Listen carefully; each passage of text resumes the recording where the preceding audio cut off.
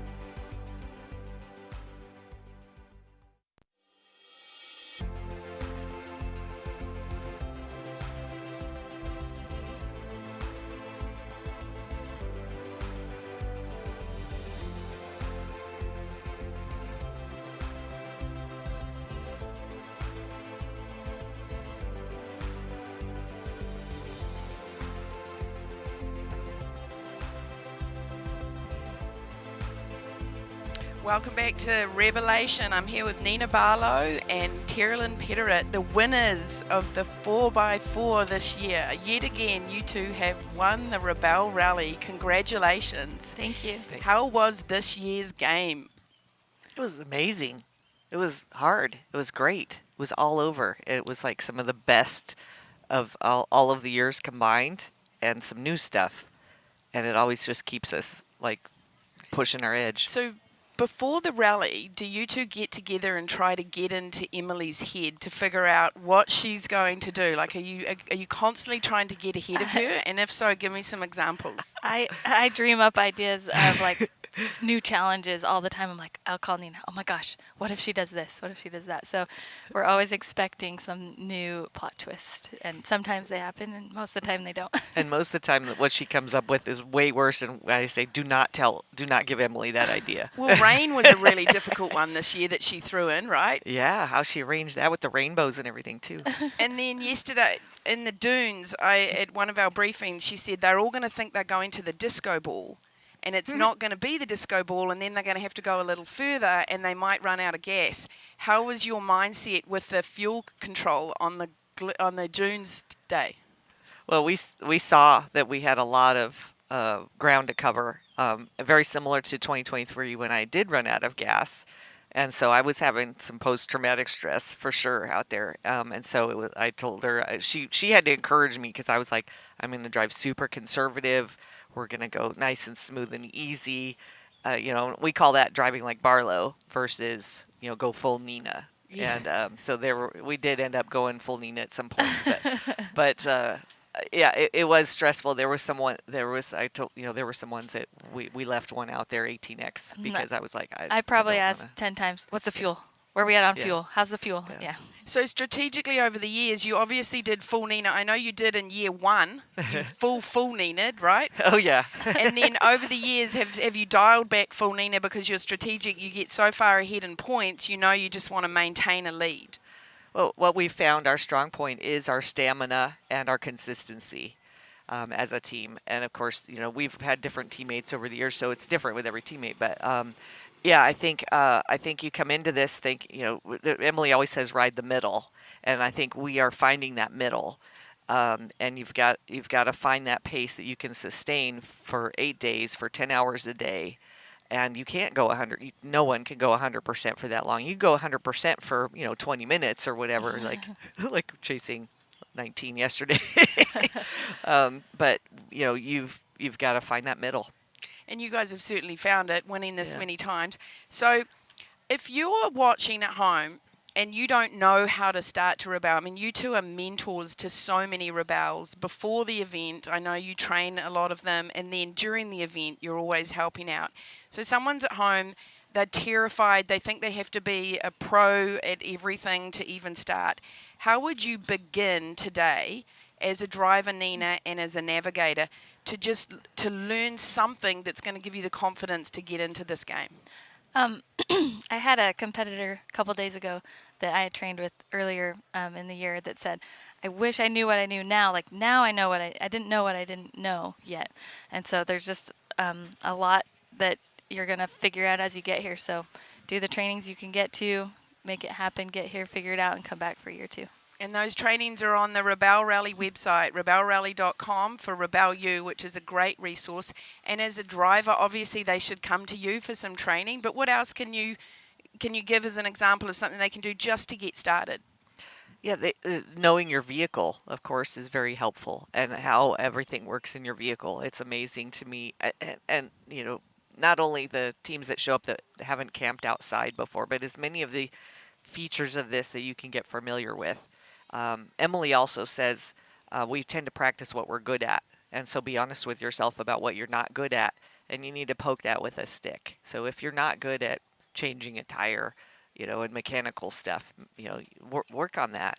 Do the hard things. We always put it to the side. We're like, oh, that'll never happen. And then we're changing a tire on an RV last year. Oh, hypothetically speaking. No.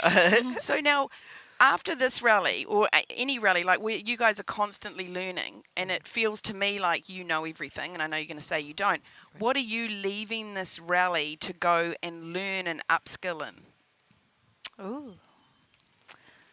We still work on when things aren't going right and we're worried about time. And I talked to a bunch of competitors about this over the last few days too. Is that like when you feel like you're running out of time, you start rushing, and then you're going to make more mistakes, and you have to stop give yourself that 3 seconds, which feels like 3 hours when you feel like you're late, and just like, what do we know? Look farther. We always say, okay, what do we know? Let's get to what we know, and then we'll work back from there. So you both do that. Now, which one of you tends to be the one that says, okay, let's pull back and get a better perspective? Or is it a bit of both, depending on the day and how much you've eaten? She's always like, can you get out of the car and look? I'm like, okay, I'll get out. I'll come look. Ma'am, princess, would you deign to get out of the car and look we at the tend to tree? No. I'll find the heading on the map and give it to her, and she'll find it on the planet, right? So I don't get out nearly as often as she does, so that's kind of a funny thing between us. Now, every time I see you on social media, you're about a day behind me in a different country. You've been in New Zealand, you've been in Hawaii, you're all over the frickin' map. How do you two train together if she's off jet setting? Well, fortunately, we only live like 5 hours apart, and so we get together. And we get together at Glamis a lot. And then we'll go her house area around St. George is a great area to go train. For rally terrain, sand dunes and everything. So. Every once in a while, a weekend we'll line up and we're like, all right, what can we do? Yeah. Fantastic. Well, again, congratulations. Last question. What are you wearing to the gala? Did we tell him?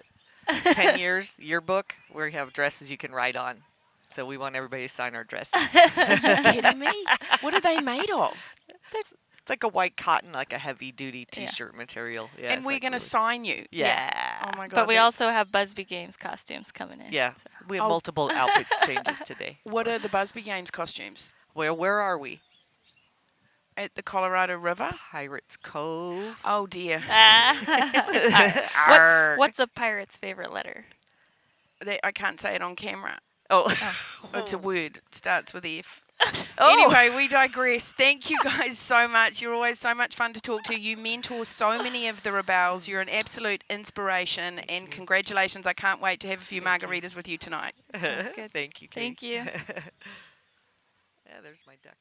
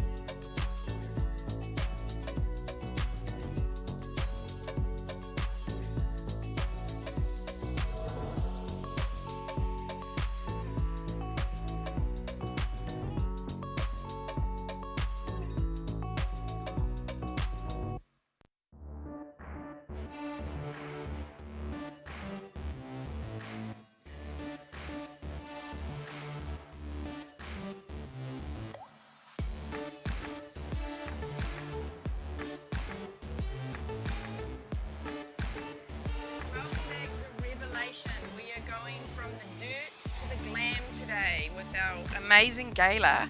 And I've got one of our media team with me, a good friend, Nicole Dreon. We've been working together now since the beginning. You were here when I first competed, right? I was. I've been here since 2016, Katie. Yeah, Nice. all 10 years. So our media team is run by Kirsten Tegan, and Noelle has been managing the photographers this year, and you're saying she's just done an incredible job.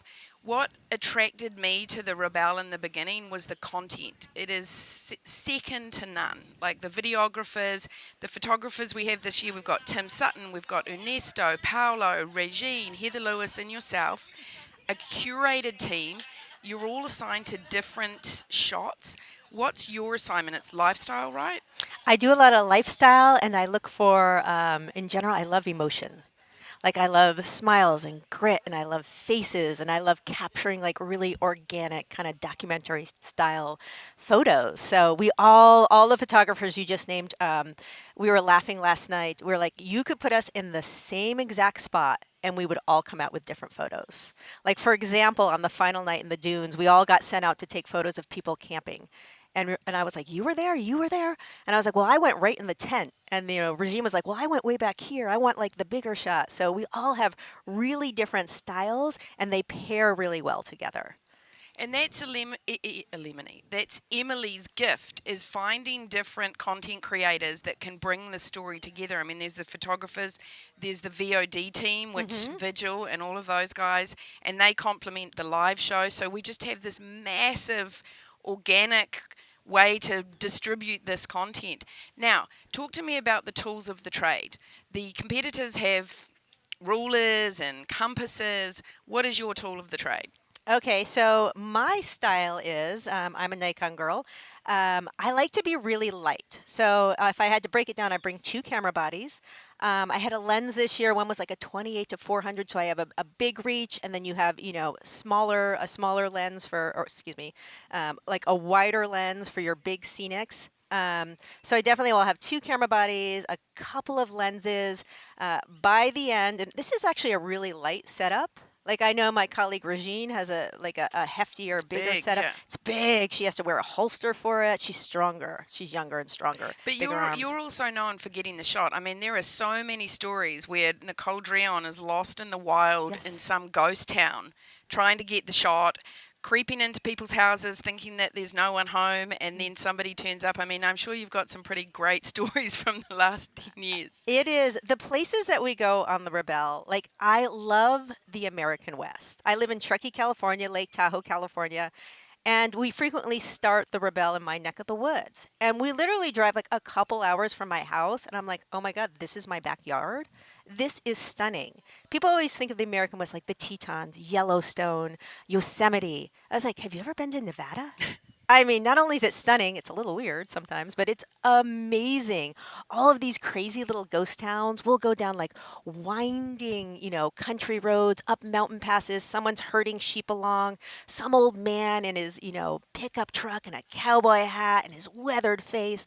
There's so much here I love from a photography standpoint. I joke. I'm from New Zealand, and I think I've seen more of Nevada than most Americans.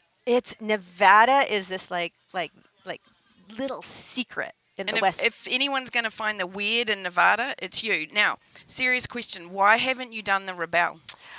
Oh, my. Well, someone had to go find me to find the set this morning. Like, you were a little bit nervous that I wasn't going to, find where it was and be here on time. My sense of direction is really an embarrassment. There's actually rumors. Like, I know that Emily got you to do one of the trainings, and somebody said to me, oh, this photographer turned up and she didn't even have a pencil. And I also heard that you turned up to Rebelle training with no gas. We had no gas. That was, I just feel so bad for Emily that, 10 years on the Rebelle, I was supposed to be representing our staff.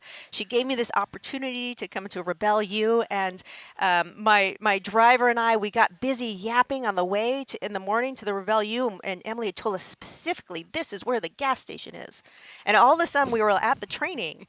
And I was like, did you see the gas? Where was the gas? Where was the gas station? And then we were there with a quarter of a tank for the whole day. I forget who it was. They're like, this photographer's there, and she kept interrupting and asking, can I borrow your ruler? Can I borrow your pen? And they're like, who the hell is this woman?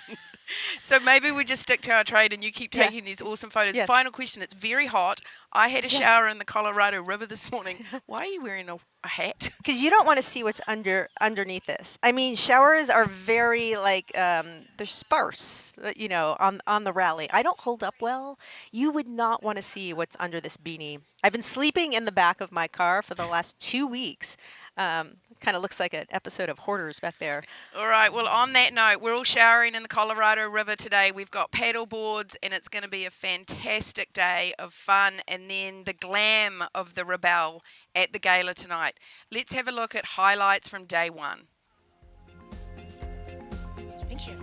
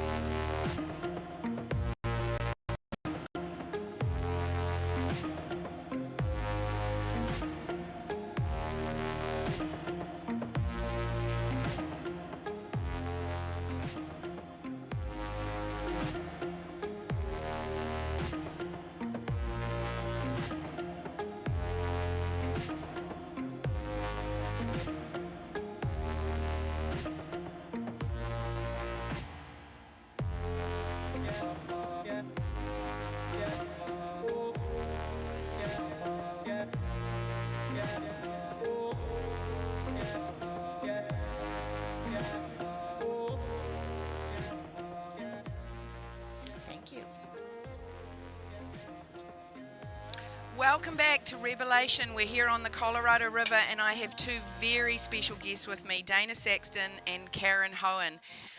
Over 10 years ago, Emily Miller decided she was going to bring a bunch of badass women into the desert in the vehicles that sit in their driveways, and everybody laughed at her.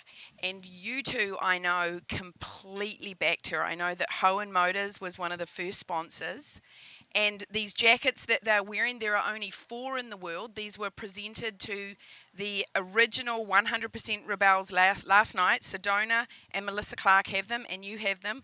Congratulations, ladies. You have done 10 years of the Rebelle and backed Emily Miller.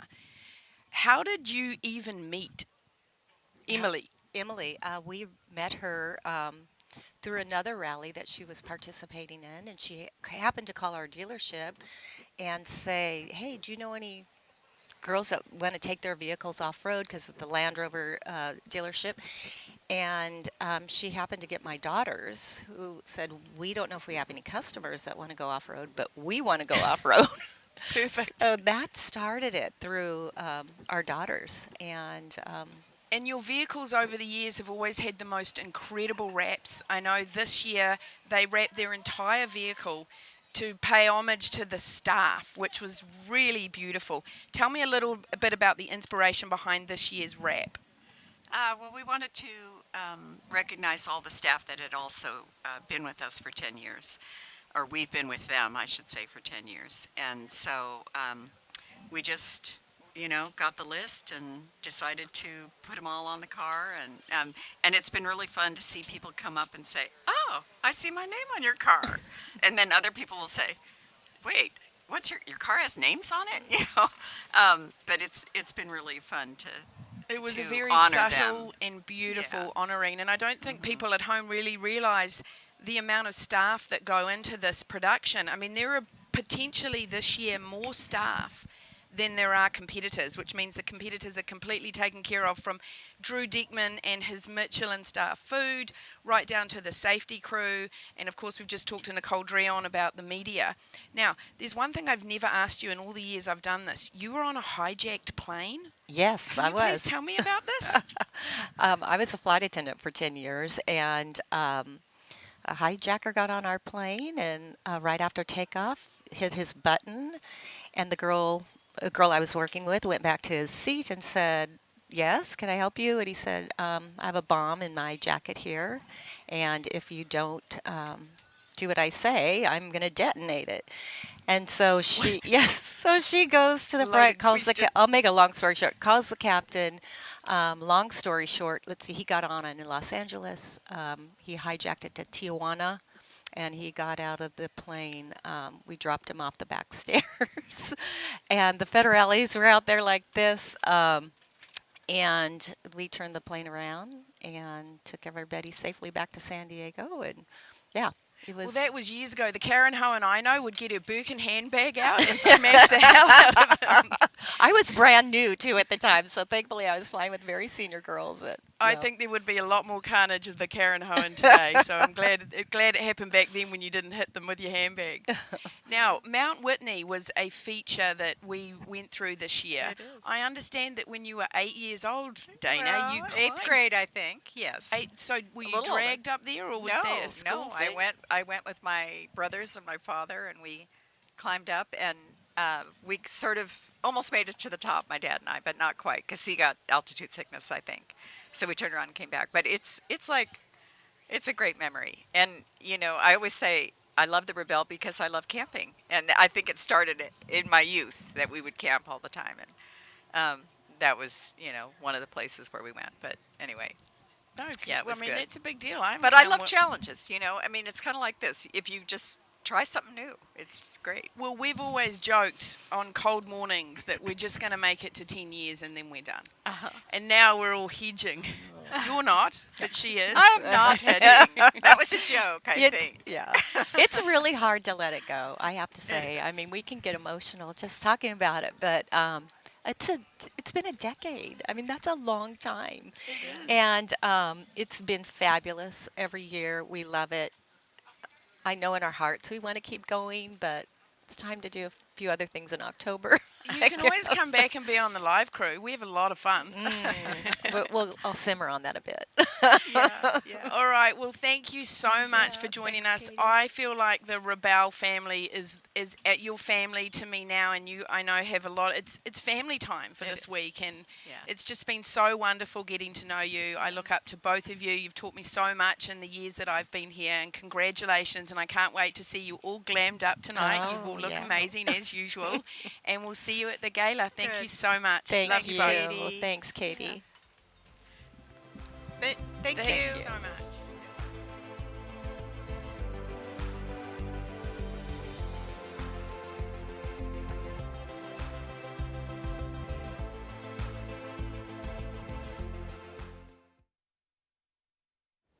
Adventure starts with a detour.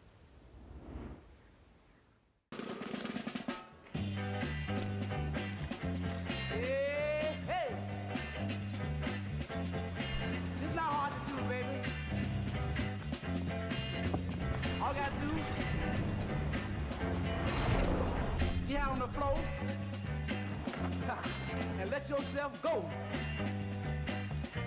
Huh.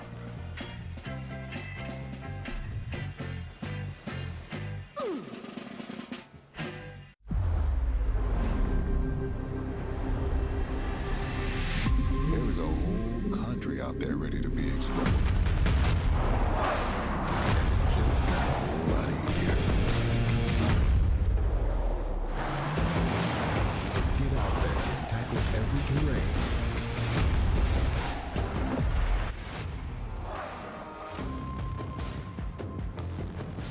And choose the new Scorpion XDM.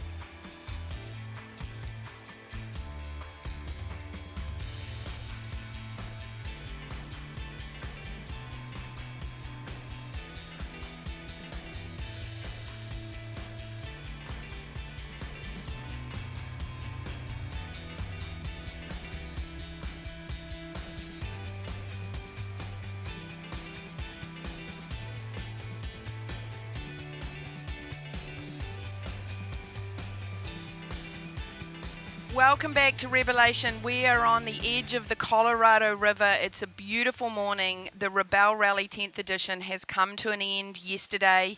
We have the winners here. Carrie Lando and Andrea Schaefer have won yet again in the X-Cross division. Congratulations. This is the second time I've had you up here. Thank How you so was much. your route? So I've heard that this was an impossible navigation rally.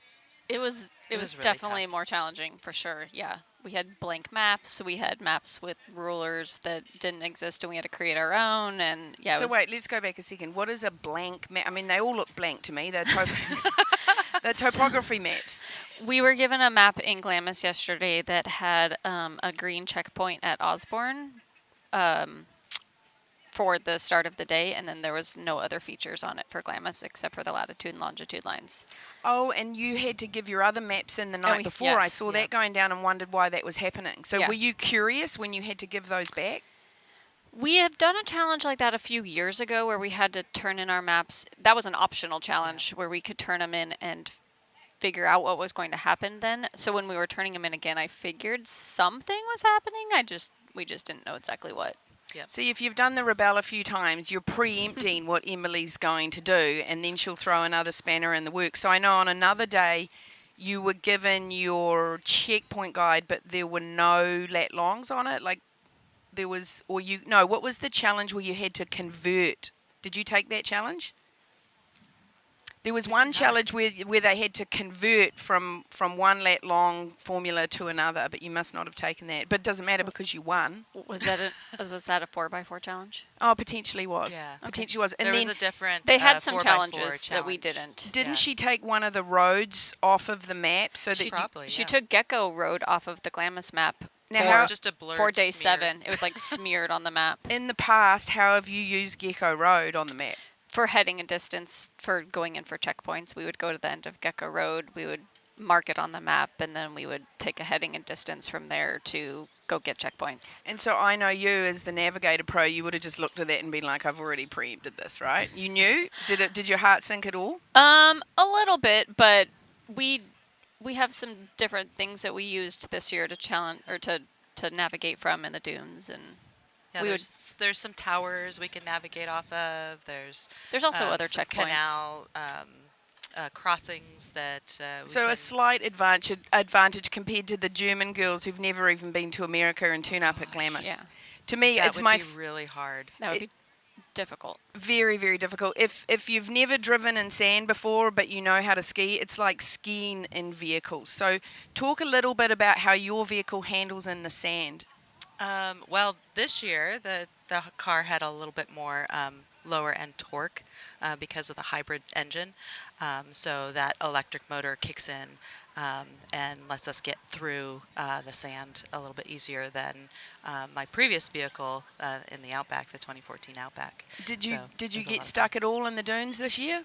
No. No, there was one spot where I just had to kick some sand out from the front of the tires, and it just like let everything nice. loose. It was a lot of fun. Now, in the dunes, teams often pair up so that they can navigate together and make the job a little easier. Is that strategically something that you guys do, or are you lone rangers in the dunes? A little bit of both. We did both yeah. this year, yeah. Yeah, a little bit of both. It's definitely a lot more comfortable and safe to go out with another team to be able to get, a little tug if you get stuck, and to just be out there with more eyes on the sand. But this year we move really fast. We make pretty quick decisions and You don't want get people going. slowing you down. I get that. It's not necessarily a slowing down. It's just like No. A flow state. having someone with the same kind of flow and the same kind of pace is really helpful for both teams, so that one doesn't feel rushed and the other one doesn't, feel like you're slow and taking a slower pace.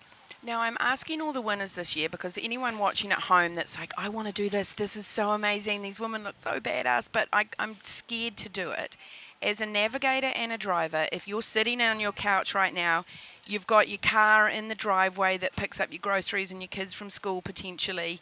What as a driver would you say to someone to just begin understanding this game? What's the first step you would take if you had no clue? Just decide you want to do it. That's what I did. I didn't have experience. I don't come from motorsports. I don't have 4x4s or off-road vehicles. The first time I competed was in my mom car. So I signed up just as a solo competitor and decided that, hey, I'll find a teammate along the way. I went and took some of the Rebelle U's and the Barlow Dunes training classes and learned and met people and made connections and did it. And you do not need to have a specialized vehicle to run in this So competition. If you're thinking about doing it, just say to the person next to you, I'm doing it. And Yep. that's a commitment right there. Now, as a navigator, what is the first step? Because that's really challenging. I mean, I did geocaching after I dropped the kids off at school just to understand where north and south and east and west were. What would you recommend someone does just to ease into navigation? well, now there's so many available options. The Rebelle's been here for 10 years, so there's so many YouTube videos and training videos and things that you can watch just to learn how to read a map and know what a latitude and a longitude is. And my first thing, I did the first Rebelle, so before that I took an REI map and compass class just to learn They're great. what it was, Yep, you they're know. really good. But go online and watch the videos and learn what a map is and figure out the topography and Go to some of the events, like Overland Expo oftentimes has Rebelle booths that are there that will teach you. You don't have Emily to take is the classes. all over. You can't pin Emily down all year round. She's at every event and she does free courses. She tells you Yep. even what apps to use when you can have digital to help Yep. you understand mapping and driving. And Nina Barlow said, get to know your car. Like know how to change your oil, know how to change a tire. Like just understand the vehicle in your driveway. I do believe that RebelleRally.com this year has an interest page. So if you're interested in doing the Rebelle Rally, go onto our website, have a look at Rebelle U and start somewhere. If you want to do it, tell the person next to you that you're going to give it a shot. Thank you so much. You are an inspiration. You two are such a great team to follow. And we'll see you back next year. That's a question. That is a question? That's a question? I think Not a question. No. We'll be back. We'll be here. It's not a question. Awesome. Thank you so much. Okay, let's have a look at some of the highlights from the 2025 10th edition of the Rebelle Rally.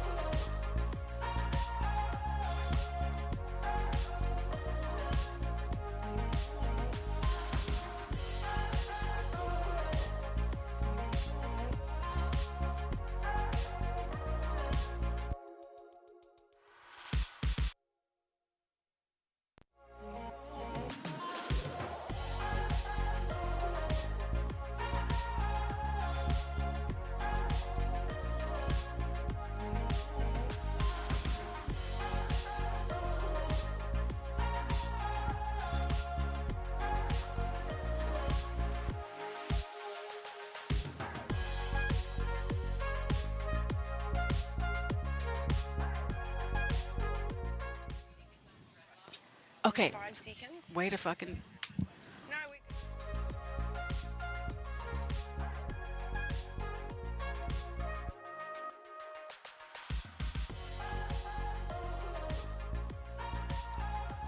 Good morning and welcome back to Coffee with Katy. It is getting very hot. We need this to be margaritas with Katy to cool down because the sun is beating down on us. I'm here with 2 very special guests. Katy, we can't hear you. Okay, can you hear me Now now? I can hear you now. Excellent. I'm here with 2 of my favourite people, Lynn Woodward and Renee Vento.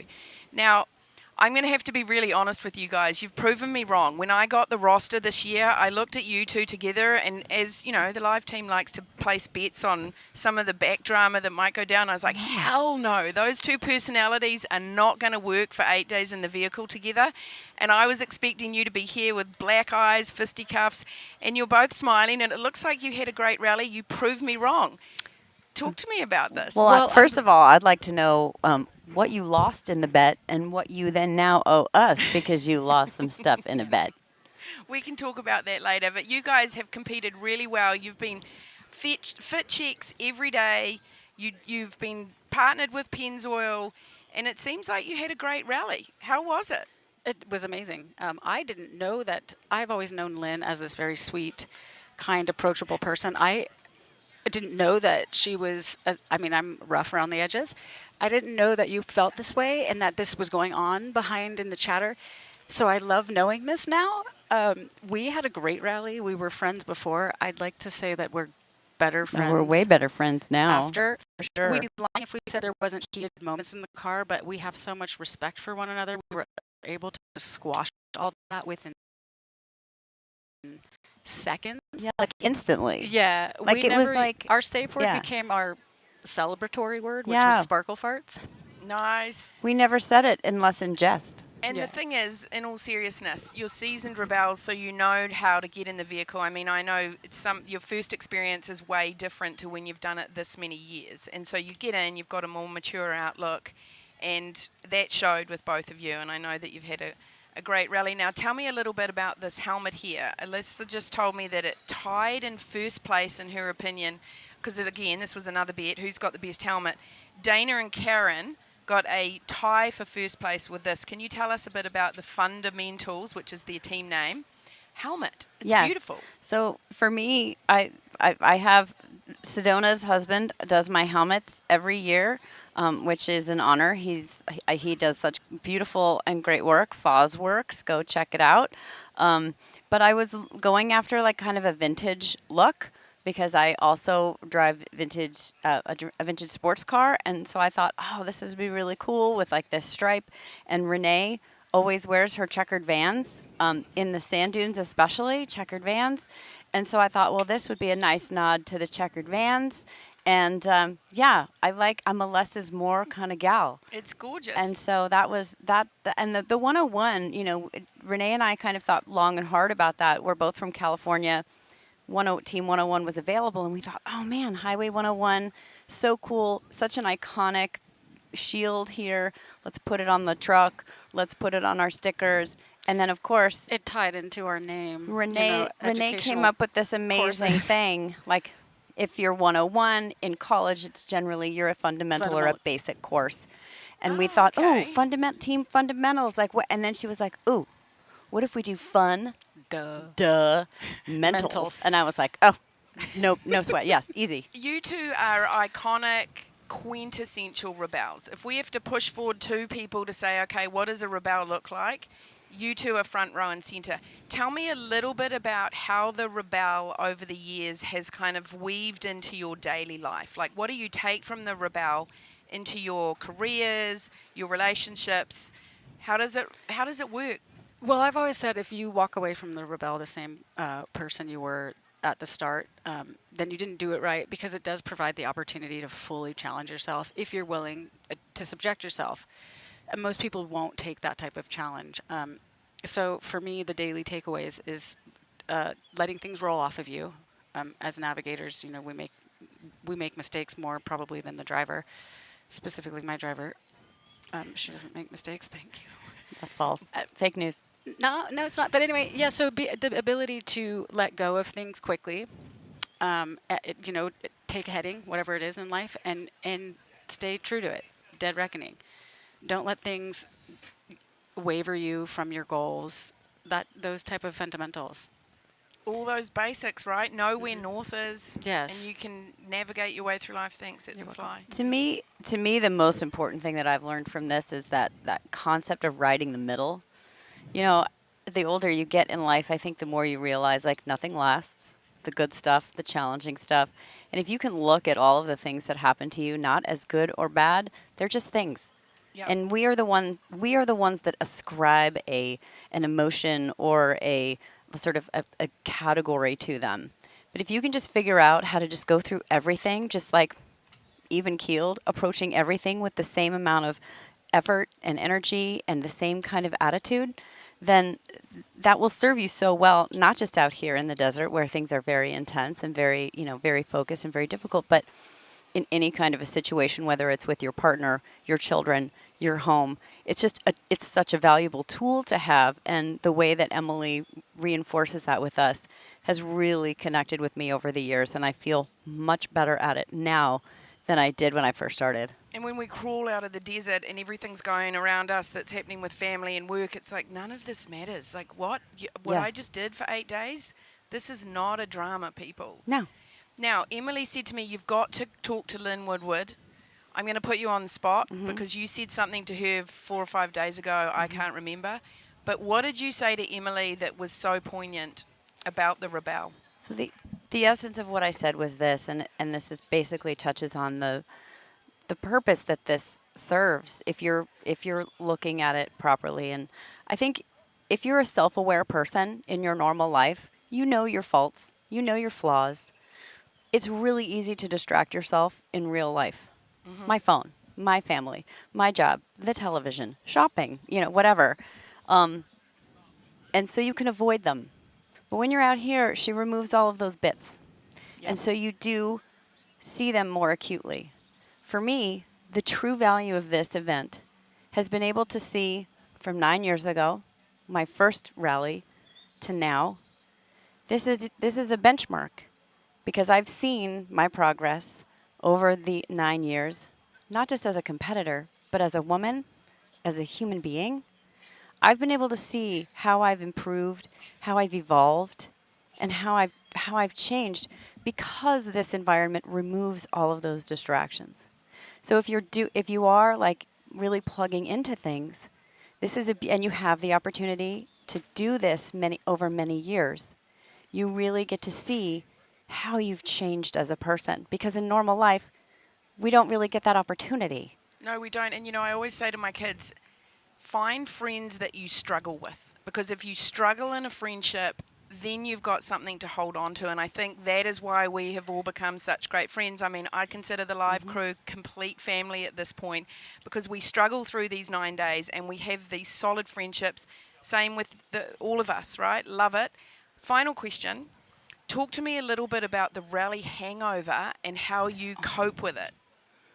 That's a brutal one because, this rally starts and you think, oh my God, on day 2, you're like, well, now you have 6 more days of it. And then day 5 comes around and you're like, it's like it whirlpools down and then all of a sudden it's over. And I wear many hats when not on rally. And for the last 3 years, I don't look forward to going back to that. None of us do. And I do miss the chaos of this, the early mornings, the cold hands, the blurry eye, the 4 pairs of glasses, the whole thing. She doesn't. No. The cold sucks, but it's part of it. It adds that challenge that, exactly like you were talking about, is that it takes away our comfort zone, and we have to operate through it. And how bad you want something is defined by the effort you put into it.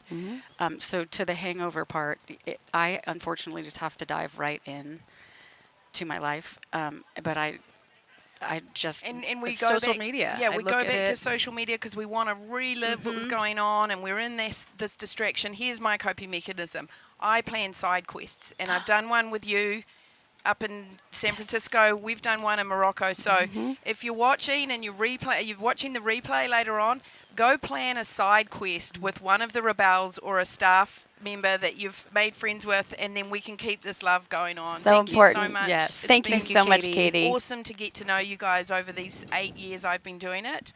Appreciate you. Same. Can't wait to party with you and see what your fit check's going to be tonight at the gala. I know you two are going to look fantastic. All right, Thank you so let's much. have a look at some more highlights. And thank you, from- Pennzoil. Yes, thank you, Pennzoil. Thank you, Let's go Jeep. to some highlights from the Rebelle Rally 10th edition 2025.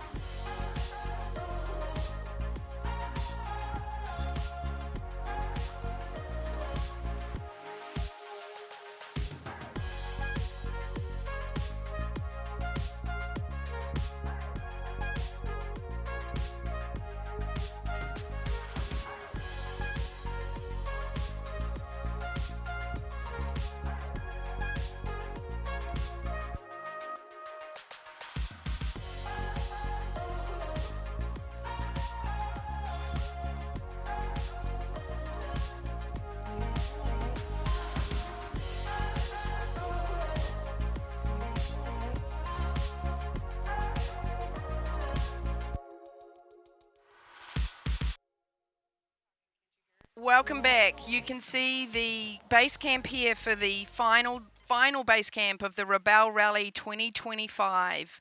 And we're here on the Colorado River, and I believe Matthew has something for us. Matthew, over to you.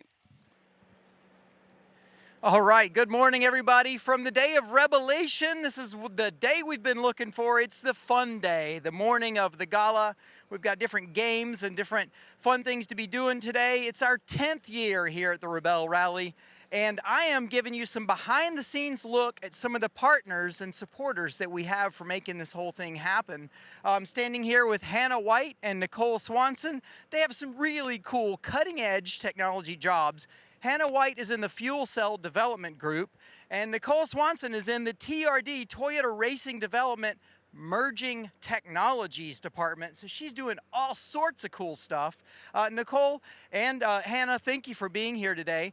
Nicole, I'd love you to tell me about this Tundra, what it's all about, and what kind of equipment we're looking at. Yeah, absolutely. So from the front, it kind of looks like your standard Tundra, but hidden in the back here, we've got an 80 kilowatt hydrogen fuel cell generator. So it's basically mobile power we can take anywhere we need. So out here in the dunes, we're able to pull people out and then also give them power.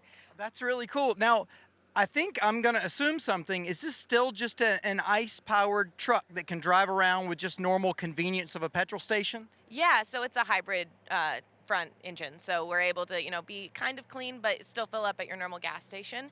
In the back we also have 35 kilowatt hours of battery power, and we're able to pull up to your standard level 2 charger next to the Teslas for our generator as well. So we have normal fueling in the front and totally clean, good emission energy in the back. I love this because you've got the just realistic convenience of being able to get something point A to point B in the normal infrastructure and then be able to transport, you know, cutting edge power. So you said, did you say at 80 kW fuel cell stack? Yeah, 80 kilowatts is our max peak power. Right now we're only pulling about 5. So we're doing like really minimal right now, but we can power like your standard house. So it really packs a punch in the bed of the truck. Now, I'm a bit of a nerd on this stuff. So you've got a 35 kW battery, right? So let's say we put a load in that battery. Is the fuel cell gonna boot up and start recharging the battery? And like, how much battery do you need to insulate the load from maybe the response time it takes a fuel cell to be generating some of that available power? Yeah, exactly. So the batteries act kind of as a buffer for us. They're what helps modulate the power, but the stack, you know, supplies that power to the batteries. So if we don't come fully charged, our stack can come up and back up those batteries as needed. When the batteries drop down to about 14 kilowatt hours, our stack starts to turn on and just regenerate them as needed. So we've got a fully automated control systems on board. I know how to do the controls, but if you need to, you can kind of stand back and watch it do its magic. So it's fully automated and can supply itself with its own power. Do you want to maybe point out a few things that we're looking at here? Absolutely. So here we've got our main control screen up top. We've kind of got our main stats, so our kilowatts, what we're pulling. I can check all the cooling levels, our hydrogen levels, that sort of thing. And then we'll open up here. And this is kind of where the magic happens. So we've designed in-house and built at TRD in our Costa Mesa facility. We've got our really cool, you know, roll cage looking truss here structure. Our batteries are down here underneath, so they slide all the way to the back. They're kind of tucked away. This flat panel where all the connectors are to, where the blue light is our stack, again, kind of tucked back. On the left, we have all of our controls, our inverters, things that let us do a variety of power options.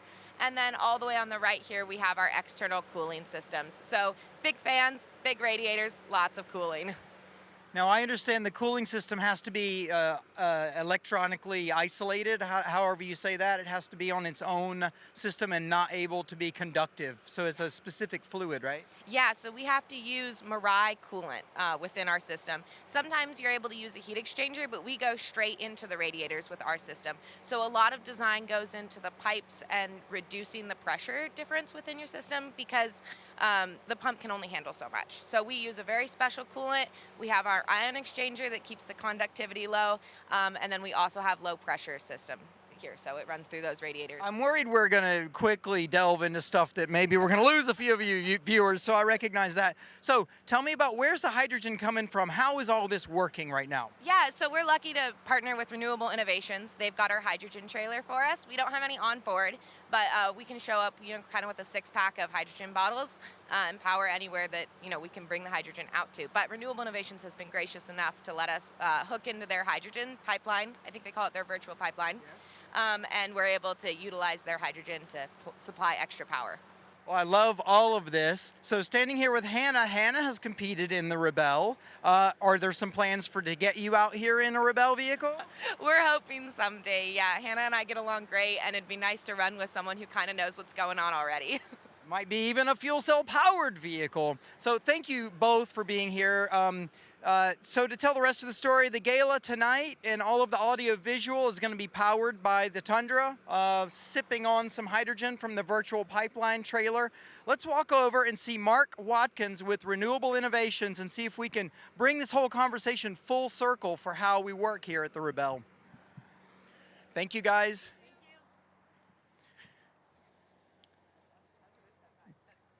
So as we mentioned, the virtual pipeline is this trailer here. We're going to introduce you to Mark Watkins from Renewable Innovations, standing here with his buddy Larry that are always here to support us. Mark, how's it going today? Good morning. Great. It's a great day today. Mark's been with us all week. He's one of the guys up just with the rest of us at 5 whatever in the morning and up late managing the power situation to support the Rebelle. Now, typically we see those solar flowers and the solar rig set up there. Mark, how much power are we usually using during the Rebelle that you support with the Mech S, the solar rig? So usually base camp 1 is about 12 kW 24/7. Base camp 2 increases because they bring more showers in and so forth, and that's about 20 kW. Third base camp is about 30 to 36 kW. That's here. Yeah. So here they decided to upgrade the infrastructure and have brought in, so all week we've been, like I said, on solar. Now we have the virtual pipeline trailer that gets the hydrogen here. If you've done any looking about how fuel cells work and the amount of hydrogen that they need, you can see the volume of hydrogen needed can be a lot. So how many tube trucks would you say fit in the higher compressed tanks that are in this virtual pipeline trailer? This trailer holds 800 kilograms of hydrogen at 350 bar. Wow. And we're currently about, I don't know what our estimate, we're about half that right now. Okay. So with all that pressure and all that hydrogen, I think the funniest thing is, how do we power all the fuel cells over there with this little purple line? That's how the trailers are connected. That's all it takes. That's how we get the goods to the place they need to go, over into the MEC H. Now remind us what MEC means, your name for this equipment. Okay, we call it the MEC H and the MEC Solar. It's the acronyms, I forget all the meanings behind it. I know it's Mobile Energy Command. Yeah. It actually is. It's Mobile Energy Command. I had also forgotten. So I don't know if we can quite see in there, but there are 2 stacks of 4 fuel cells each inside the MEC H.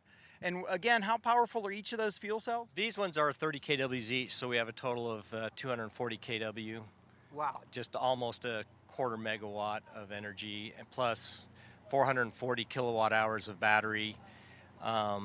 So we can charge 4 cars on the fast charge and probably 4 on the level 2 chargers out of this without any issues. In the past, we've had as many as 7 fully electric vehicles with big batteries getting charged each night to compete here in the Rebelle. I got to tell you, from me, I've been here 10 years. The early days with 15 generators sitting around did my head in to be in such a beautiful environment and have all the racket of the generators. This has been a godsend, our relationship with you guys. It's wonderful, and I love that we're always pushing the technology here at the Rebelle. So this is Matthew Johnson with Mark Watkins from Renewable Innovations, one of our partners here at the Rebelle Rally. Thanks for checking us out here today on Revelation. Thank you, Matthew. Your technical knowledge is always so helpful. I'm a simple person, and all I heard was that a 6-pack of hydrogen is powering everything, and I'm okay with that. We can see the dump truck somewhere there. I can't see it, but it has been part of the Treadlightly cleanup. And now we're going to go to some more highlights before we bring on some special guests, our rookies.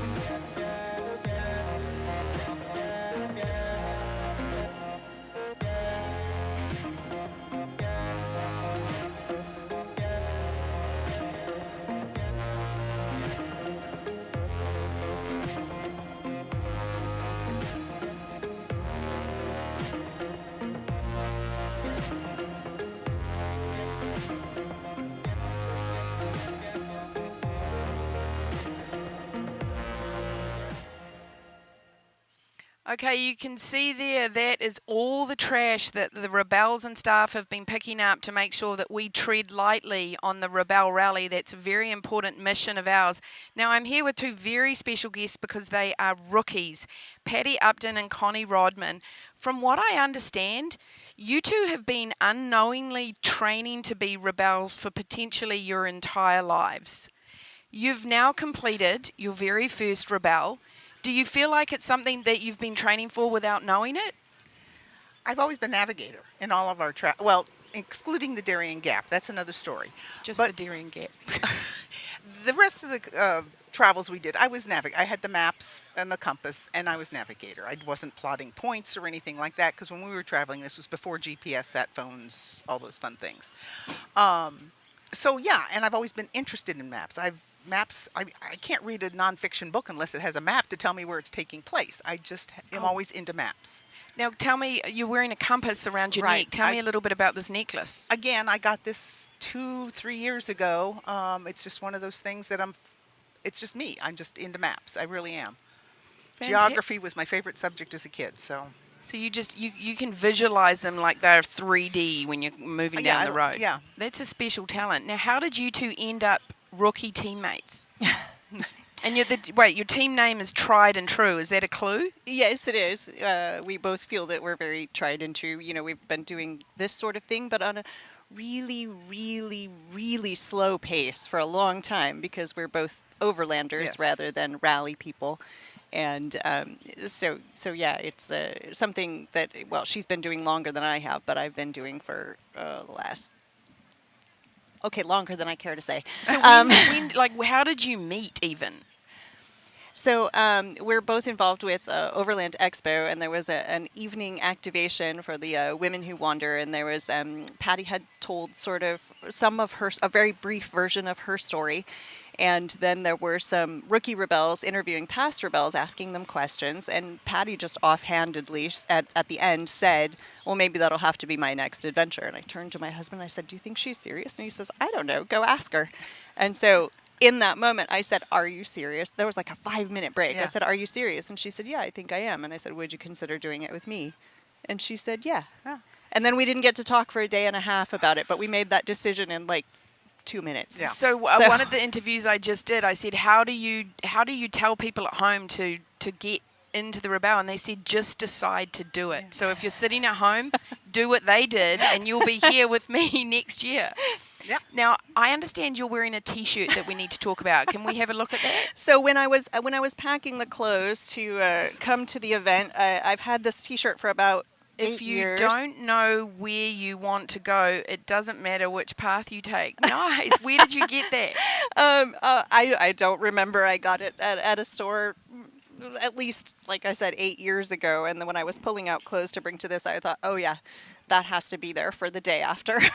Absolutely. Now, let's go back to the beginning of the Rebelle. You're now rookies. You've thrown yourself into this. You've been training without knowing it, but you're sitting at the start line. You've gone through tech. Were there any what are we doing moments, and how did you cope with those being overlanders? Oh, there were about 1,000 before tech. I mean, was leading up to it. What the heck are we doing? Yeah, I would say before tech. Once we were through tech, it was like, we're on the path, you know. Actually, after I asked her when I was walking back to my chair, I walked back to my husband. I said, what the hell did I just do? But here, the flies. Yeah. But here we are. Now, you skipped over a comment earlier, just the Darien Gap. Can you give us a quick version of that? The Cliff small Notes thing that you did a wee while ago? My husband's goal was to take one American-made vehicle around the world on a north to south, south to north course, all on land except for the South Atlantic. Okay. There's a land route the entire way, but the Darien Gap is part of that land route. There's no roads through the Darien Gap. It was 741 days from the end of the road in Panama to the beginning of the road in Colombia, 125 miles. Speed was not an issue. And this is where we relied on natives to search trail, and we were lost the entire time. How did you communicate with the natives? Very poorly. I have trouble with English, so yeah, my Spanish is even worse. So, but they were good people, and they knew what we wanted to do. They had worked with Lauren on previous trips, so they knew what the goal was, and that, we can't, because the rivers are the highways down there. Yep. You ask a native, how do I go from Boca de Cupi to Basal? They're going to tell you get on the Tweeda River, and you go up the Tweeda River, and you're at Basal. A couple hours, bingo. No, we have to go by land. So now we're going 4 or 5 days back into a very rugged area to get to Basal by land. And you've got paper maps at this point to figure out where you are, just the natives? No, I have maps from, at that time, Tommy Guardia was the map company in Panama, equivalent to our USGS. Yep, yes, USGS. Okay. And they actually have basalt on both sides of the river. That way they could be right at least 50% of the time. So, yeah, the maps were not relevant. They were not topographical. They were just drawn maps. And the topographical maps we had were U.S. military maps, Air Force. And there were big blotches that were just white, just solid white, sort of like what Emily did with Gecko Road. God, and you that. have been training for this your entire lives. They just blotted it out and said irreconcilable something. I just put a little note there that said there be dragons. We didn't know. I mean, there was nothing on the map. It was a good topographical map everywhere else, but for the area that we were going through, there was no information. I don't know what it said. It was something really weird. So only now, the military could term it. Now I've got some background. When in this rally did you kind of hit your flow state and go, okay, we've done this before, and it became like, was there a moment in the rally where you felt like you weren't really rookies? I don't know. Maybe day 7. Yeah, I would say yeah. Today? Yeah. Actually, I thought, yesterday was pretty good. The day before in the dunes was good. Mm-hmm. Had you driven dunes before? We did the in training. I've done a lot of sand, but it was flat sand. It was a Okavango Delta in Botswana. So, there aren't dunes. There's just But you did do a Rebelle training. Yes, we did do we did Nino Barlow's training. And we dune did the Rebelle training, U. And we did the Rebelle U, yes. And there was a little bit of dune now, in that. In all honesty, do you think that helped you out? Like, had you not done that, would it have been a different game? Oh, it massively helped. I am incredibly afraid of heights, and having, during the training, they took us down a much higher dune than we went down. And I was, during the training, I sort of held back, and I came up to the trainer, and I had my buff up and my sunglasses on, so you couldn't really see my face. And I pulled down the buff, and I lifted up the sunglasses, and I was sobbing. There was snot. I was crying so much. Sobbing snot. But you did that. If you're Yes. watching at home and you're afraid to do the Rebelle, go to our website and look up Rebelle U. So many of the experienced Rebelles train the rookies. Yeah. And so when you come to the event, you have those women on course helping you through. It feels like family to me. Yeah. Final question for you two. Do you think you're going to do it again? I personally, I'm not saying I wouldn't want to do it again, but at this point in time, because of the cost and all of that, I don't think so. We had really good sponsors this year. AEV did a vehicle for us, and they modified it to make it look like my husband's and my vehicle. I'm going to cry now. Oh, that's cool. So Patty didn't get to see any of that until we picked it up in Detroit. Oh, my God. Yeah, I didn't know what they photos, did, but she didn't. Yeah, I didn't know what it was going to look like, and it was just marvelous what they did. And then, of course, the registration. So, yeah, it's one of those things, Overland Glove Box Guide and Overland Passage put up our registration fee. So right now, we can't tax them anymore, so it would have to be something else. And I'm getting old enough now, I don't have a lot of the energy to do all this either. Well, damn, you've done it. And congratulations. And, it is difficult if you're sitting there and thinking, gosh, registration is expensive. You guys threw yourselves into it kind of last minute. But if you want to do the Rebelle, commit to it, and so many of the teams find partners. Yeah. The partners of the teams are the most important part, and they will cover a lot of your costs and make it easier for you to do. So don't look at it and go online and go, I can't afford to do that.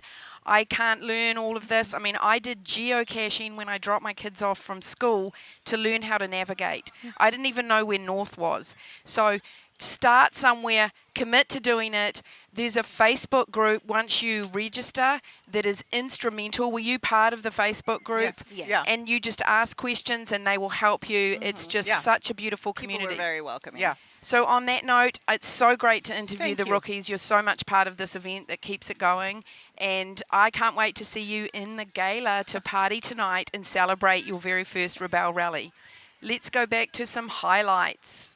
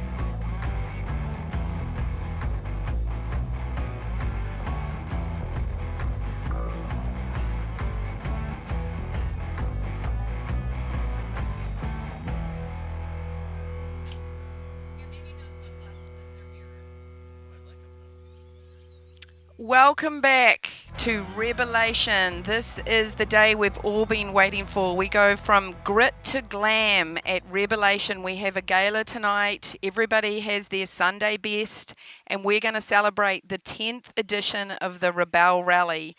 I'm sitting here with Rochelle Croft and Taylor Pauly. It's been a minute since you two competed. How was the game for you this year? It felt like a new game. Hard. So what did you notice were the biggest changes?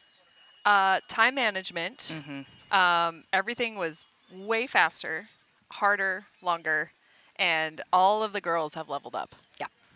And from what I've heard from some of the seasoned navigators, the only description I have had is the navigation was impossible. They were up all night. They were getting up at 4 o'clock in the morning to plot checkpoints. Like, this is a whole different ball game. How did you find the navigation?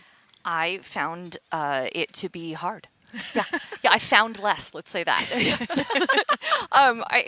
It was awesome to play the game again. I had missed the feeling of like going out there and knowing where you are in the world with just a map and a compass. That is a feeling you can't get anywhere else. It's so wonderful. But there were times when it was like, Emily, what are you doing to us?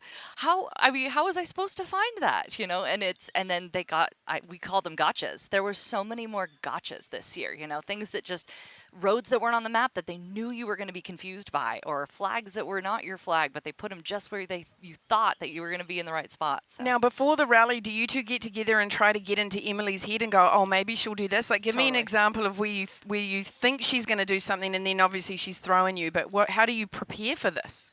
We would chat a lot about how Taylor's really good at strategy games. And that was a big key to our win in 2019, was Taylor was like, she would plot everything and look at the map. And then what she did in 2019 was she would look at all the points in the afternoon and their point levels. So she'd be like, okay, let's not spend a lot of time on the morning checkpoints. Save these for the afternoon because all of the points are here. So that's always part of the strategy of like, oh, I'm sure Emily's going to do that again, or we need to watch out for this. But this year it was, even doing that, you still didn't have enough time for the No. afternoon. You could throw things out in the morning, and then something would get you in the middle, so you wouldn't still make it to the afternoon, and so then you sacrificed your morning points, and you can't get the evening or the afternoon She's points. an evil genius. She's an evil genius. She Now, really is. Taylor, tell me how you two met. Like, how did you become a team? What was really neat in 2016, before the first rally, I went to Northwest Overland Rally in Plain, Washington. I was about to go on a Pan American trip. And so we were just there like shopping and looking around and wanted to hear stories. And I took a map and compass navigation class from Rochelle and her first partner in 2016. And I was like, wow, this is really cool. And then at the end of that class, they said, we're going to do a class tomorrow called How to Rally. And I was like, well, that's kind of cool. I'd heard all their stories. So I went to that, and that's when they talked about the first Rebelle Rally coming up. This was June. First one was in October. And I was like, well, I have the gift of time coming up. And so I signed up 2 weeks later with a partner I met on Facebook. And that first year, somehow we showed up and we got second place. I still can't believe it. And then 2 years later, Rochelle asked me if I would navigate for her. And so in 2019, we got to team up. So. And you did very, very well. And it's so great to see you back here. Now, you got about 15 seconds before this interview to pull your third teammate into our shot. So we should probably give your third teammate some love. How has she been? Oh, she performed great. Her name is Betty White, by the way. Nice. I have the white Yep. Max Trax on the top, ties it all together. And she has a little attitude, a little spunk, but she's very professional. And I rallied her hard. This was the hardest I've rallied a Bonestock car, even from our 2019 win, especially on a day where we made poor decisions. And it Which one? It performed flawlessly. Like, I had no issues. I was able to do the dunes. I had plenty of power. The hybrid system in it gave me that low-end power that I've been wanting. And I took it over a lot of rocky roads. All the suspension is still good. So I really have no complaints on the car. The Toyota team was actually asking me, they're like, what can we do better? What do you want? And I was like, move the air compressor. It has a built-in air compressor. I use that thing so many times. Oh, that's It's amazing. perfect. Yeah. Now, let's talk a little bit about your career from when you first rebelled right up until now. I understand there's been some acquisitions and that we're actually being live streamed through one of your platforms. Can you talk me through all of that? Because thank you. It's incredible, and You're I want to know welcome. more. Yeah, so in 2010, 2011, my husband and I started a kind of a docuseries travel series called Expedition Overland, or X Overland. We film our adventures documentary style around the world. With their sons, it's amazing. Yeah, we have 3 boys as well. And then this last year, in tandem, we've always worked with Overland Journal and Expedition Portal. Expedition Portal is an amazing, they've been around for about 20 plus years. It's an amazing forum for all things overlanding, travel, and we actually were able to acquire them this past year. Awesome. So yeah, pretty excited. So we work with Scott Brady. We brought all of his team over. So we're all one big family now under what's called the Overland Collective, which houses X Overland, Overland Journal, Expedition Portal, and then the X Overland Ranch, which is a property my husband and I have and turned it into kind of an automotive ranch. I have been watching that closely and missed a training. I know Emily was up there this summer. Yeah. And I'm looking forward to come and seeing that. It sounds amazing. Tell us a little bit about what goes on there. Yeah, so there's a lot that goes on there. It was my husband's vision. It's incredible. We have over 500 acres just outside of Bozeman, Montana. And we took 8 acres of it and turned it into this awesome off-road test track. And we actually had like Chris Walker, who's here on the rally. He came in and helped put it all together for us as well. So automotive manufacturers can come out, privateers can come out, and we could do trainings there, or they can just bring their cars and do their own thing, and we'll hand them the keys. And it looks beautiful. I mean, it looks like people should be getting married there as well. It's fantastic. It used to be a wedding venue, yes, haha. All right, and my final question to you guys is the fire back in your belly? Are you going to start training together, and are we going to see you again next year? Because I can tell how competitive you two are. Oh, man. It was rough. We had a little bit of expectation that we were going to come in and do as well as we had done in the past. You know, you just kind of think. Expected, yeah. Totally. So, but we realized these girls have leveled up so much, and they train as if this is like their main hobby and the thing that they want to be the best at in the world. And I respect that so much. I don't know that we have the time to get to the level anymore, but there is still that itch to do something we haven't done, which is the crossover class. So I'm just like, that's the one thing that maybe we would come back. We've done this a couple times now, and maybe we'll come back and do crossover in a Well, couple you're years. throwing it out there. We'll just see how it happens. But it does sound like you're putting the Rebelle energy into both of your careers and doing so well. And that's what the Rebelle does. Your line has become a Rebelle line. Start somewhere. We've been telling everyone at home, if you're sitting on the couch and you just say to the person sitting next to you, possibly your husband, hey, I'm doing the rally next year, send in some comments about his reaction and just start somewhere. It's so awesome to talk to you. Can't wait to see you in at the gala tonight where we're going to celebrate.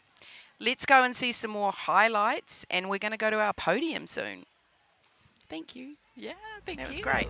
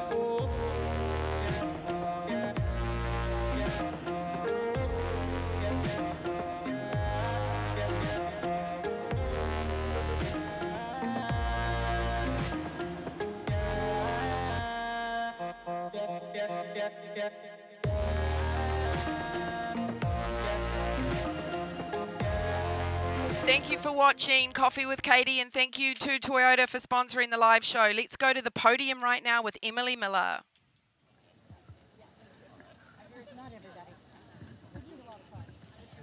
All right. Welcome to the Podium Awards for the vehicles and the teams for the 2025 Rebelle Rally. Yes.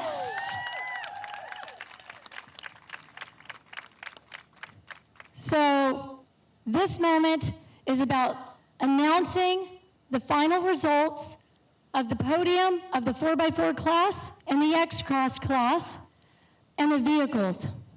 Tonight, we will hand out the physical awards to the teammates, but today we're handing out an award to your third teammate, our vehicles. So thanks, friends and family and partners of these teams for being here, because we know that it takes a lot of people and a lot of work to get here. So thank you for making the drive. My name is Emily Miller. This is our head of scoring and competition, Chrissy Beavis.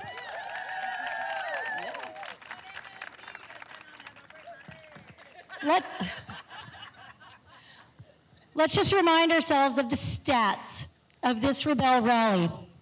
It was 2,800 kilometers, 9 days of competition, 3 base camps, and 2 marathons. 2,800 kilometers was the shortest distance you could drive. I don't think you did that. And we might even give an award to maybe 1 or 2 of the teams that probably got double the distance. We figure they got the most bang for the buck. There were 67 teams from 116 cities, 32 states, and 4 countries. And we have been blessed that the Rebelle Rally has been a multi-year, sold-out event. In the X-Cross class, there were 217 checkpoints on the table. 173 of those were collectible, meaning you had to make a decision between regular and X. And in the 4x4s, there were 247 checkpoints on the course, 178 collectible. And this person right here figured out how to make that all equal. Thank you, Chrissy Vivas.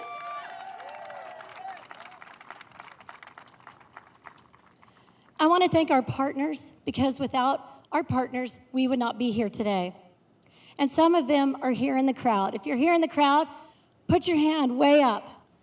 Pennzoil, Iridium, Pirelli, Renewable Innovations, Toyota, Synchrony Bank, Ford, Yeti, Warner Ineos Grenadier, YB Tracking, Total Chaos Fabrication, Baja Designs Lights, Bilstein, and Shell. Also, thank you to Rally Navigator, Treadlightly. Great cleanup this morning. Thank you for everyone who showed up. We filled dumpsters. It was a great morning. Milwaukee Tool Company, Penske, Scrub Blade, Road Post, Mapbox, Big Agnes, Mountain House, S-Pod, Healing Hippie, which I need right now, Cafe Moto Coffee, Tyrion Off-Road Safety, Ear Angels, Overland Journal, and Burrito Arts for our great shirts. Thank you, everyone. So now it's time to announce the official results. And we're going to start with the X-Cross class. In third place, Desert Disco Team 110, Emmy Hall and Kendra Miller in a 2025 Subaru Crosstrack. 210, did I say 110? 210.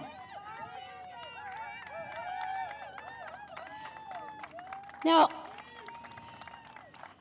okay, Emmy, after you hug your third teammate, I would like for you to come up, and one of you can give us come give us a shout out. Not us. Give the people who got you here a shout out. Yeah, don't let go. I'm not going to let go of the mic. What, with me?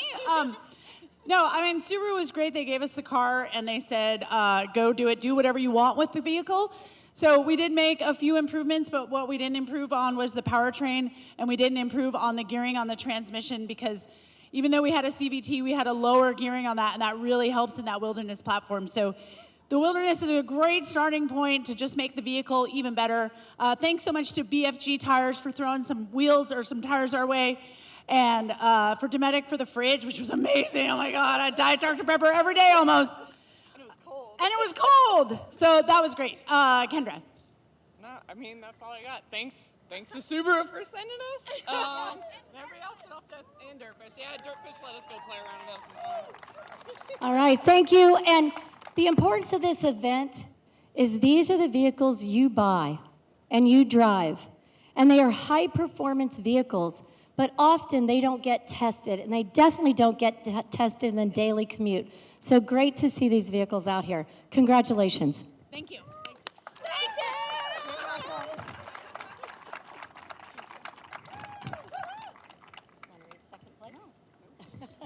Okay, in second place, Team 205, R2D2, Team BMW USA, Rebecca Donegan and Rebecca Dolsky in a 2024 BMW X5 40i X-Drive. Come on over.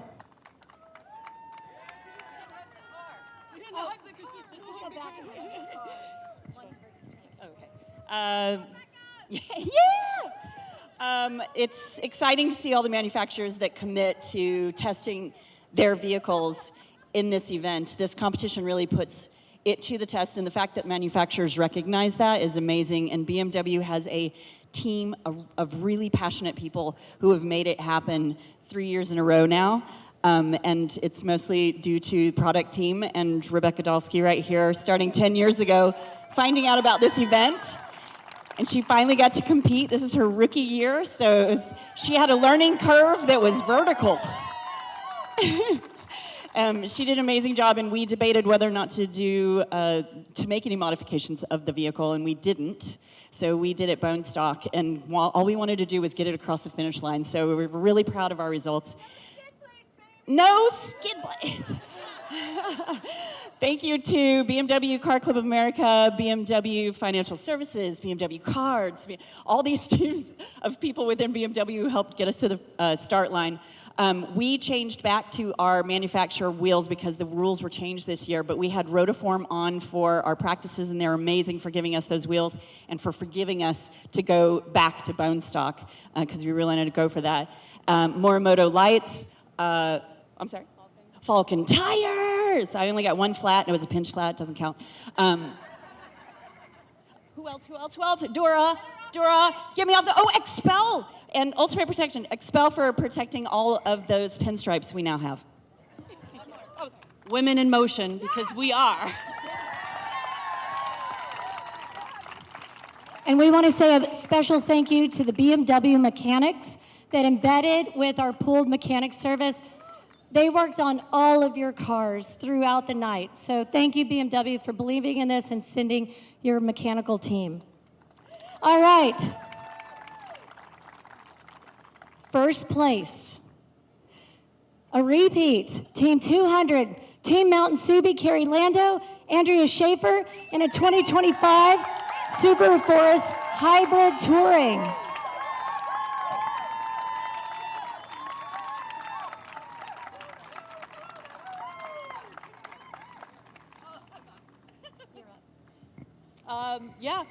This car was absolutely amazing. It's a new platform.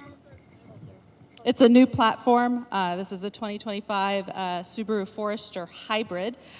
So we had so much fun testing it out in the desert. That low-end torque that the electric motor gives really, really helps it get through all those obstacles and make it a ton of fun driving in the desert.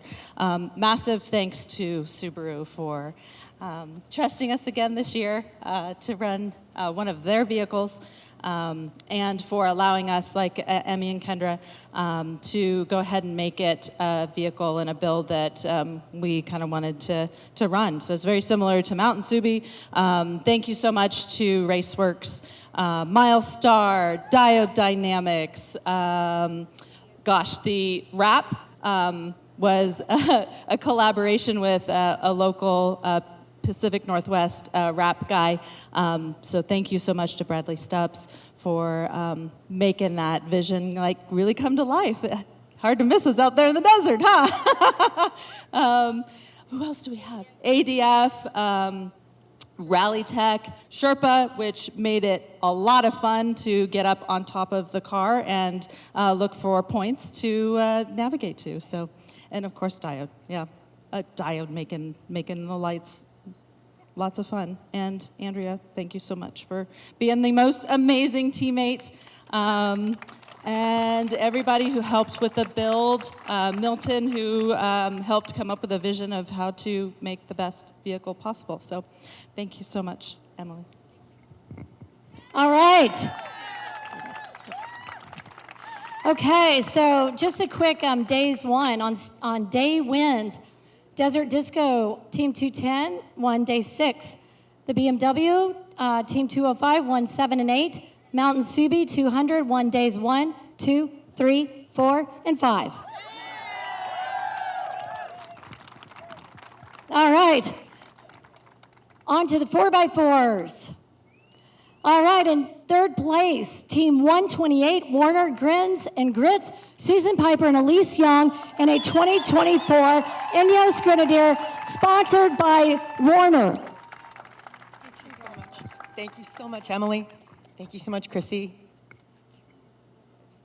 You guys, this is the 10th Rebelle Rally, but I want you to think about that in 2017, the founders of Ineos Automotive decided to make a new car company. So it's fewer years than we've been rallying. And this vehicle is their first model year. This is a 2024 Ineos Grenadier from a brand new car company. And we just put it through the test, and it came across the line in third place. That is pretty amazing. We're so lucky to be a part of this Ineos Automotive, Warner Ineos Grenadier team that it's just unbelievable. We're so excited. Thank you to all our sponsors, to Todd and Clayton and Tony and the team for putting this vehicle together. We had an incredible setup this year, everything inside the vehicle and outside the vehicle, and we worked really hard this year and really put it through its paces, trying to get the best rally we've ever had, and it was right there with us every step of the way. Thank you, everyone. Thank you. Great job. All right, in second place, Team 131, Team Velocity, Carissa Hayden and Trista Smith, and a 2024 Ford Ranger Raptor. Congratulations. Thank you. It was great to watch you guys. Thank you so much. Hello. This year was incredible. And we absolutely loved driving the Ranger Raptor this year. Big shout out to Ford for believing in us and trusting us with their vehicle. Totally Bonestock. No refrigerator. No refrigerator. We drive light. Pack light. We drink hot sodas. But the truck did absolutely incredible. There was nothing that this truck would nothing that came up to this truck that we couldn't go over or overcome. We had no issues on the rally, and that really helped kind of secure our placing and keep driving us forward. The suspension was able to cruise over any kind of washboard or bumps or washes, and at a speed that was respectable. My thing was respect the washes and the ditches, and it all worked out. So. I just want to say one quick thing. For those of you who don't know our story, we barely made it to the start line our rookie year. Yeah, it's touch and go. But when we got to that start line, we sat in the fact that the rally was the gift. We thought we were going to lose out on the journey of the rally. And I'm just truly thankful for Ford for still giving us the gift of the rally. So thank you guys.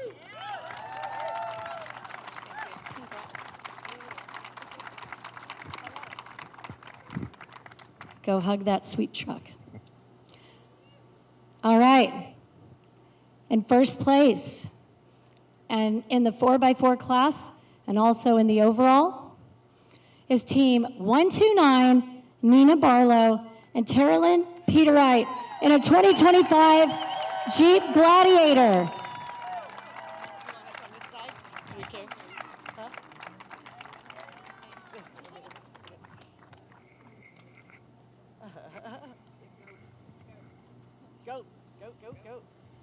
Well, obviously, we want to thank Jeep for designing and building the car named Mojave, exactly tuned for where we are. So it was perfect for that.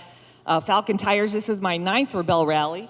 I skipped 1 year. I've been running Falcon Tires all 9 years, never had a single flat. Factor 55 for that recovery gear in case we needed recovery. Yeah. Or Subaru towing us. Yeah, exactly. Oh, who am I forgetting? Oh, and Bettini, of course, keeping us unhydrated. It's just an honor to be up here among so many incredible women and competitors. So I'm really proud that we were able to do this with everybody. Thank you. Great job. And the day wins Team 128. One day 2, Team 131, one day 7, Team 129, the first day 4, 6, and 8.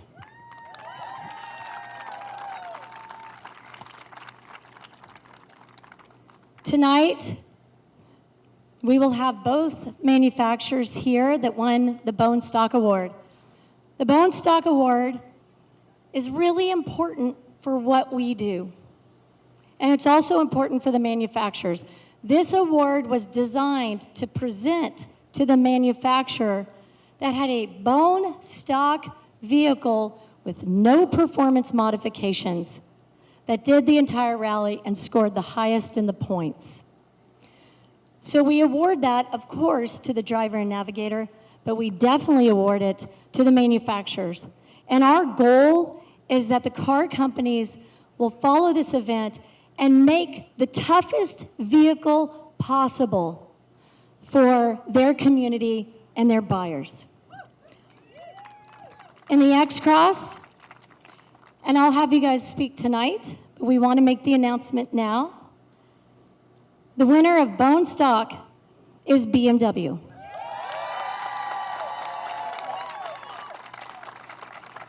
And the winner of Bonestock in 4x4 is Jeep.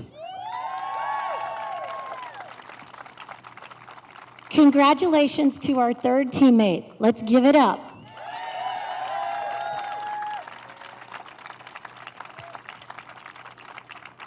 Thank you to our OE partners, silver partners of the Rebelle Rally. That is Toyota, Ford, and Warner Ineos Grenadier. Thank you for believing and putting your name behind this and putting in excellent, incredible vehicles. Because honestly, it just makes our lives better, right? So cheers to the adventure. We are done with the awards today. Enjoy the next moments. If you are a partner, you're invited in to do How to Rebel, where the Rebels are going to teach you what they received in the mornings, what the challenge was like, and put you in the place of what it feels like for them. We have Busby Games at 12 noon over at the Pennzoil trailer. We have hot laps for our partners right here by the Star Tent. And then we will see you tonight. Check-in for the gala is 4:30. Okay, thank you, Chrissy. We have our massive Rebelle logo. And if you were here last year in Johnson Valley, all Rebels report to the center. We're going to unfurl the flag. We're going to raise it, and the drones are going to shoot it. And let's just celebrate this moment. So thank you, and thank you for being here, friends, family, and partners.